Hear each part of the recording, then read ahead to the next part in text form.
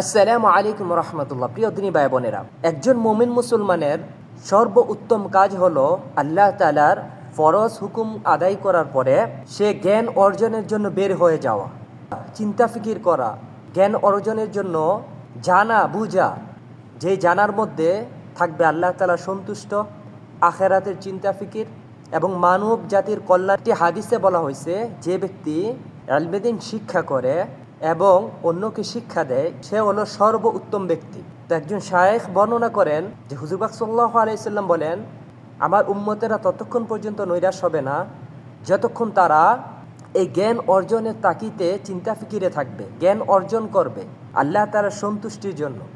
এবং বর্ণনা করা হয়, যদি কোনো ব্যক্তি এই আল্লাহ তাআলার সন্তুষ্টির জন্য আখেরাতের চিন্তা ফিকির করে কোনো একটা ইসলামী লেকচারে বা কোনো একটা ভালো আয়োজনে সে অবস্থান করে, শুধু তার নিয়ত হলো আমি এখান থেকে কিছু জ্ঞান অর্জন করব, যে অর্জনটা মানব জাতির জন্য এবং আমার আখেরাতের জন্য এবং আল্লাহ তাআলার সন্তুষ্টি থাকবে, এমন চিন্তাধারা করে যদি কোনো ব্যক্তি অবস্থান করে, তাহলে তার নামে আল্লাহ তাআলা একটি কবুল হজের সওয়াব দান করে এবং কবুল হজের সওয়াবের পুরস্কার হলো একমাত্র জান্নাত।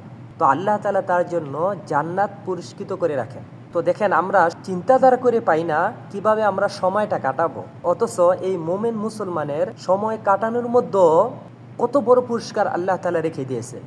একটা কথা বলে না যে শিখার কোনো বয়স নাই।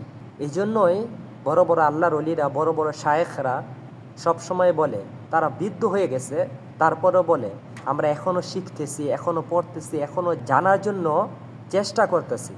তো আল্লাহ তাআলা আমাদেরকে দুনিয়া ও আখেরাতের কল্যাণে এবং আল্লাহ তাআলার সন্তুষ্টির জন্য জ্ঞান অর্জন করার তৌফিক দান করুক। আমিন।